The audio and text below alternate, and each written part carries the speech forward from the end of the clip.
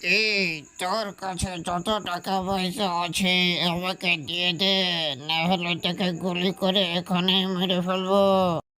Police কাকু, তুমি এখানে তাড়াতাড়ি যাও, দেখে আসো একটি লোক বন্দুক হাতে একটি কাকুকে ভয় দেখাচ্ছে।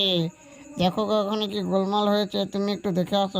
ওই, এখানে কি গোলমাল চলছে? তুই এরকম করে ওর সামনে বন্দুক ধরে আছিস কেন? বন্দুকটা নামা বলছি।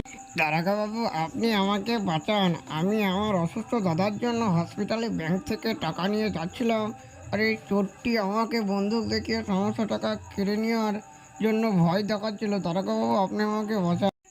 এই বদমাস চোর, তোকে ছাড়দা বলছে, নাহলে তোর ভাগ্যে খুবই কষ্ট আছে, তোকে থানায় নিয়ে গিয়ে জেলে ভরবো। বদমাস চোর, কথা কাজ ছাড়দা বলছি ওকে।